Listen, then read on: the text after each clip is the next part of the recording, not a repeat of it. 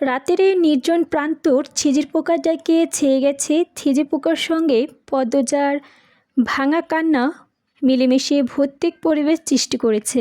মনে হচ্ছে কোনো আত্মা তার ইহজীবনে না পাওয়া কোনো বস্তুর শোকে এমন মরা সুর ধরেছে।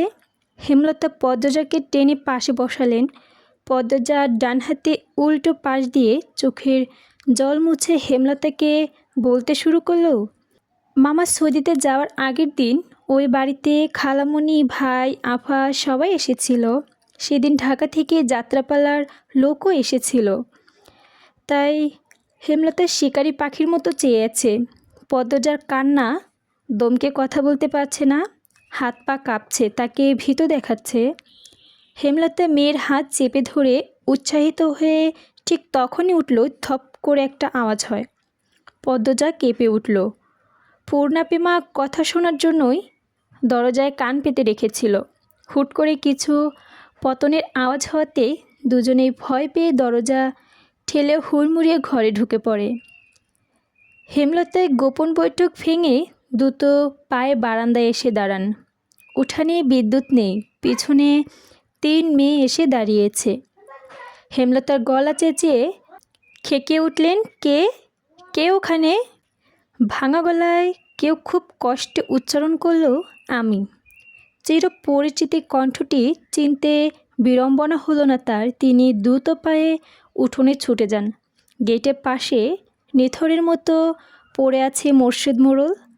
তার গায়ে শীতল চাদর, হাঁপড়ের মতো উঠানামা করছে বুক, যেন দম ফুরিয়ে যাচ্ছে। হেমলতার চোখে মুখে ছড়িয়ে পড়ে উদ্বেগ। তিনি 2 হাতে মোর্শেদকে আঁকড়ে ধরেন।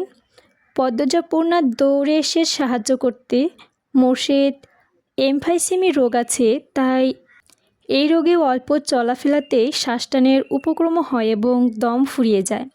শ্বাস নেবার সময় গলায় শিরা ভরে যায়। 3 মা মেয়ে মোর্শেদকে ঘরে নিয়ে যায়। মোর্শেদ হুট করে বাড়ি ছাড়ে, হুট করেই বাড়ি ফেরে। কখনো কাকডাকা ভোরে, কখনো নিঃসতি রাতে, কখনো কাঠফাটা রোদে। তার মনে পড়ে নিজ আলের কথা, ফিরে আসে ক্ষিপ্ত ঘাড়ের মতো। মোর্শেদের এমফাইসেমি রোগটা ধরা পড়ে 7 বছর আগে। তার অ্যাজমা ছিল আর ধূমপানের আসক্ত, ফলে ফুসফুসে এই রোগটি খুব দ্রুত আক্রমণ করে। মোর্শেদ খানিকটা সুস্থ হয়ে রাত 1টার দিকে ঘুমিয়ে পড়েন। পূর্ণাপ্রেমা ঘরে গিয়ে শুয়ে পড়েছে। পদ্মজা বারান্দায় ঘরে ঝিম করে বসে আছে। তার চোখের দৃষ্টি জানালার বাইরে জ্যোৎস্না গলে পড়ছে। কি সুন্দর দৃশ্য! এই দৃশ্যের দিকে অপলোপ নয়নে চেয়ে থেকে পদ্মজা ভাবছে, আম্মা এখনও আসছে না কেন? সে আর সব বলতে চায়, হৃদয়ের ক্ষত বয়ে বেড়ানো যাচ্ছে না। কিছুক্ষণের মধ্যে দরজার পাশে এসে দাঁড়ান হেমলতা। হাতে থাকা হারিকেনের তীব্র আলো পদ্মজা গুটিয়ে যায়।